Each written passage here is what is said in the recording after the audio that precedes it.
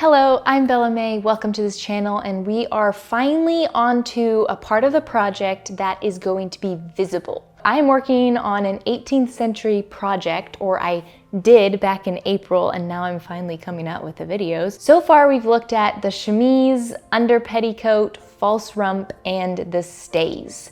So now we're on to the petticoat, not the under petticoat, just the petticoat that's going to be partly visible with an overdress. After over roughly 60 hours of work into this project, we're finally moving on to something visible. So this petticoat was a bit of a hectic part of the whole project because of a whole fabric situation. So I purchased fabric expecting it to just be for the outer dress. But then when I was looking at some other patterns, I thought that based on my calculations, I had actually bought enough fabric for both the petticoat and the outer dress. And even though I didn't like that look as much with the dress and petticoat matching, I thought, well, if I accidentally bought enough fabric for both, I'm gonna use both. I should have bought fabric for the petticoat as well, but I thought I had enough, so I didn't, and so I ended up having to do this whole scrounging thing, which we'll talk about later. But I think it's a fun aspect to this project because it is very pieced together, this petticoat, and you do see that in historical gowns, as there's a phrase that goes around is piecing is period. So there you have it, a part of this project that ended up being probably historically accurate just because it was something that I had to deal with in this day and age of having fabric scarcity, as far as I didn't want to go out and buy more, and I don't have any fabric stores in the area that carry good quality fabrics that could be used for a project like this. Anyway, we'll talk about that more later, but we're finally gonna get into the petticoat making. 2 or so days ago, I had a bit of a fiasco with my fabric, and I somehow mismeasured my fabric and what I needed for the petticoat and dress like 3 times. I triple checked it, and it seemed to work. But before I cut everything out, I decided to measure it out on my fabric. So I measured out the lengths that I would need for the skirt and then the petticoat, and then there was enough room to fit the bodice in too. So I was like, this will be great, this solves my problem. So I first cut out the skirt of the dress. And once I got that, I realized there was only about 2 yards left, and I needed a little less than a yard for the bodice, so there was no way I could make a petticoat out of that. So somehow I completely mismeasured and I did not have enough. So my only saving aspect of with this was that I had found a silk in my stash that was the perfect color to match the floral fabric. It was just perfect, but I only had a yard and like 12 inches or so. And so I started theorizing with some ideas of doing some like patchwork on the back with a different fabric that would be hidden by the dress. But then it's not just, the petticoat isn't just seen in the front because of the way that I'm pulling up the skirts of the dress. And so it has to be the whole hem that's the right color. And so I kind of dismissed that, thinking there's no way I could make it work. But then everything happened and I was like, well, I have to try to make it work. So I pulled some other silk out that is very light compared in color. And so I cut out pieces, piecemealed that together because those were scrap pieces, cut out the pieces of the petticoat with a ton of different pieces. And then I got all the extra fabric that's not the right color sewn up.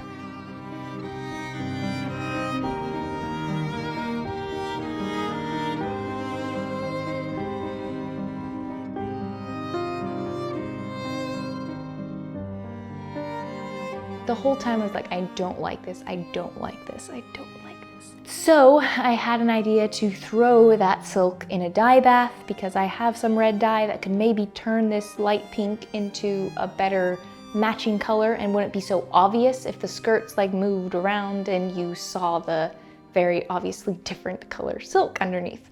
And so I threw it in dye bath. I thought it would work. I thought my little tester piece I did in the dye made it the perfect color, but turns out it was just the silk getting wet that turned it darker and made it the perfect matching color.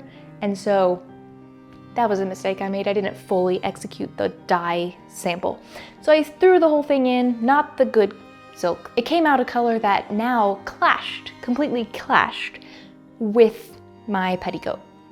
So I knew I couldn't use that fabric anymore. I could go back to the original undyed color because I have more scraps of that, but I really wasn't happy with that idea, and so I scrounged my collection again and then actually found a tote of my sister's that had some random pieces of fabric and stuff that she used to do sewing projects with. She's married, she doesn't care about the tote of fabric anymore. And I happened to find in this tote, which I almost didn't look in because I was like, it's just a little like tote, like there's not gonna be enough yardage to do anything in here. But I was wrong. There was the perfect shade of cotton fabric that had enough yardage in it to make up the rest of my petticoat. And it's really like, it's the perfect combination for this petticoat. It's close enough color that if the skirt moved around, it wouldn't be such an obvious, oh, this petticoat is pieced with a different fabric to make it look full of silk. So there you have it. I finally found a solution and I was able to make up the petticoat, and I am quite proud of what it turned out to be. Today's sponsor is Skillshare. Skillshare is a platform dedicated to learning, but it's not only that, it's a community of fellow members who all want to find inspiration and pursue their creative interests. Skillshare has classes on a wide variety of topics, from illustration to graphic design to photography to videography and so much more. There are so many different areas that I've had to grow in over the years in running my business. It's so nice to know that there is a dedicated space that I can go and find information and classes on such a wide variety of topics, whether it's to hone an existing skill or learn a completely new one. Such as there's one class I'm looking at that's called Pinterest Marketing, the How and Why for Creative Entrepreneurs by Peggy Dean. So I've been going down the rabbit hole of trying to find different ways to expand my business, and I know Pinterest is one of those areas, but I don't know much about it except for pinning pins. So I'm looking forward to watching her class and seeing different ways that I can expand in that area. So do you want to unlock your creativity and learn something new? Skillshare is giving a 1-month free trial when you use the link in my description. The first 1,000 people to click that link in the description will get a 1-month free trial. Thanks again to Skillshare for sponsoring today's video.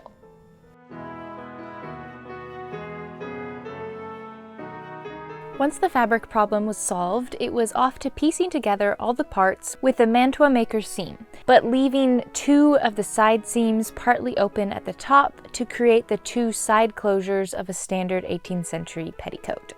These opened edges were then rolled hemmed. Here I am placing some silk and cotton pieces together. Honestly, I don't think I could have found a better match. It's mainly just the sheen of the silk versus the dull of the cotton that distinguishes them. I was so happy that I found it.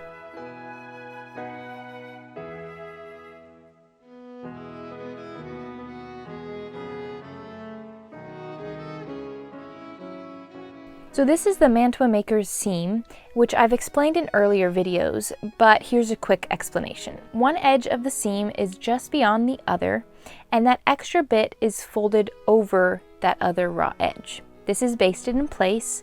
Then this whole edge of both fabrics is folded again and is hem-stitched in place, going through all the layers. When opened up, there are no visible stitches from the outside, and the inside is neat and tidy because the raw edges are all tucked away in that folded edge.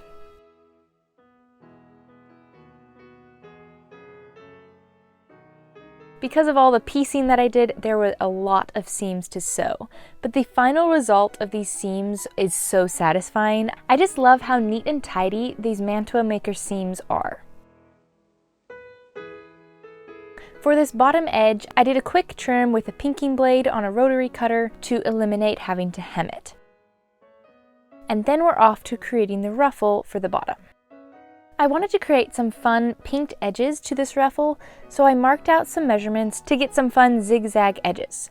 First is a marking 1 inch from the edge, which is going to be a stopping line for all the V's. And then 1 inch spaced markings on the raw edge. Then near the stopping line, it's more 1 inch spaced markings, but a 1/2 inch offset from the other ones. Now it's just a matter of using the pinking rotary cutter between the marks one way and then the other.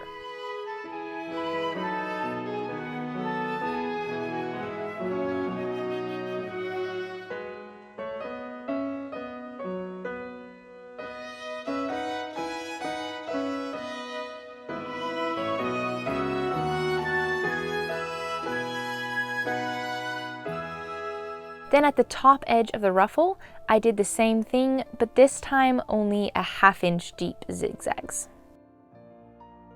I found this part to be such a fun addition to this project. The pinking is not perfect, and sometimes my blade went a little bit too far into the fabric, and so it's a little wonky, but overall I was so happy with it.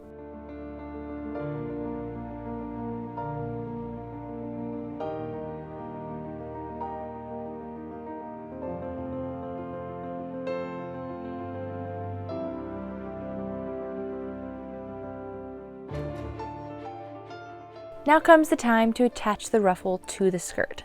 So since my ruffle is a bit stingy with its ruffleness because of my fabric shortage stuff, there's just not a lot of extra width from the ruffle to the petticoat edge. So I needed to be careful of how much I pleated it up. So I did a lot of measuring and got the 1/2, 1/4, 1/8, and 1/16 matched up between the two pieces so that I could pleat up each small section evenly.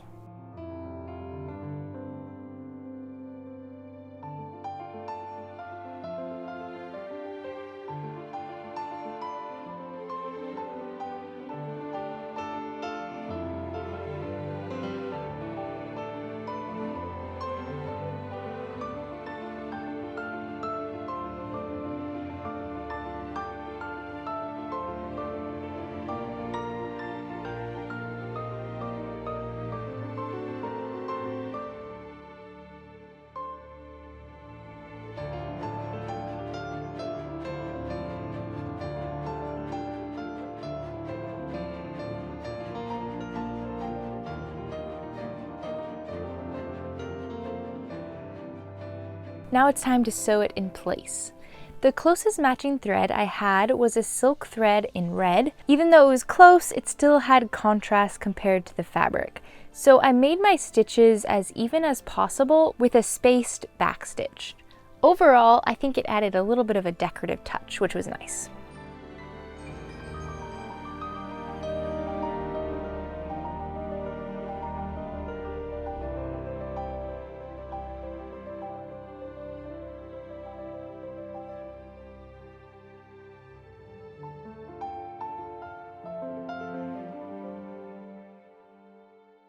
Time to pleat up the waist.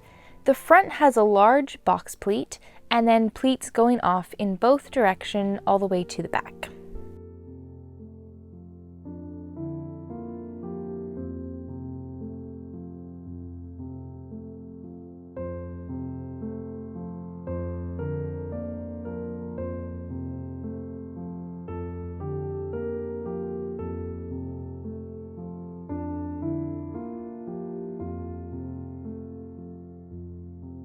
In order to create an even hemline, even with the false rump, the waistband will be attached in a curvy type line. We'll see this later, but for now I've got to make sure the pleats are pleated all the way to where the waistband might end up being attached. Then it's some quick basting to keep all the pleats in place for the next step.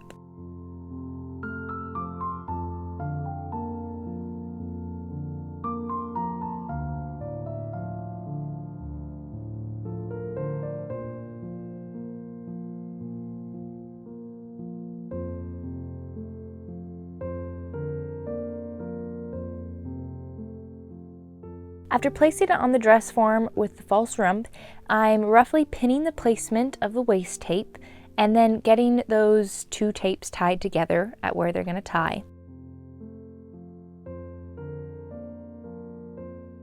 Now I can go about adjusting the petticoat edge to create an even hem going over the false rump and ending all at the same hem length.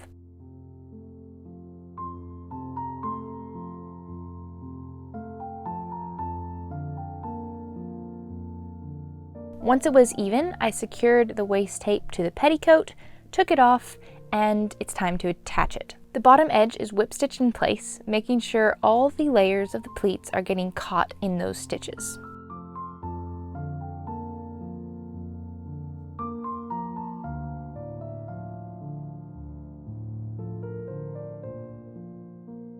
Now the whole waist tape, which is a 1-inch linen tape, is turned to the back, creating a folded top edge of this waistband. The bottom edge, which was just sewn, is now the top kind of inside of the waistband. Then the second loose edge is now sewn in place. This time making sure to just barely catch all the layers without making obvious stitches on the back side, since that's the right side of the petticoat. Also, you'll want to keep this turn in mind when doing the previous step of getting an even hem, if you're also doing length at that point, which you should be. This turn of the waistband will then make it shorter, so just beware of that when you're doing that step. Once that's in place, the basting of the pleats gets removed and it's a finished petticoat.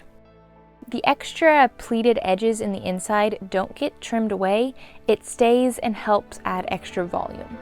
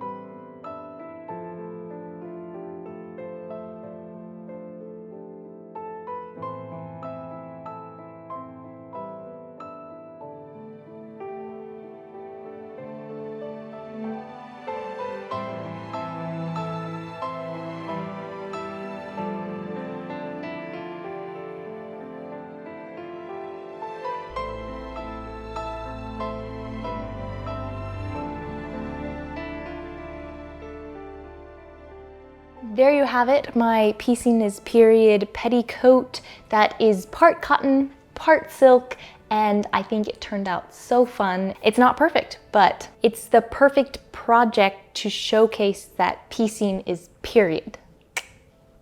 And also in total, this petticoat took 14.5 hours to completely hand sew. And I think it's because of all the piecing that I had to do, and also the fact that my main silk fabric was so thick, it was really hard to get the needle through. So overall, I think both of those combined definitely added a lot of time to it. But anyway, 14.5 hours, that's what it took. Next video, we're finally on to the outer dress, and we'll go to that picnic that I'm making this project for. Finally, after all these videos and months of putting out videos. But the interesting part about this is all of this happened in like a week and a half to 2. So it was a lot. It was very quick, and then these videos that I'm coming out with are like trickling through the project. But we're getting there, we're getting there. As always, a huge thank you to my patrons, YouTube members, and Instagram subscribers. Gosh, that's a lot of different platforms, but thank you, all of you on your different platforms, for supporting this journey, and just thanks for sticking with me through this very slow time. And be sure to check back next week for the dress video, and check out the other videos that already came out. Oh, and also maybe subscribe if you haven't already. I feel like I've never done that in my videos, but hey, if you want to subscribe, you can subscribe.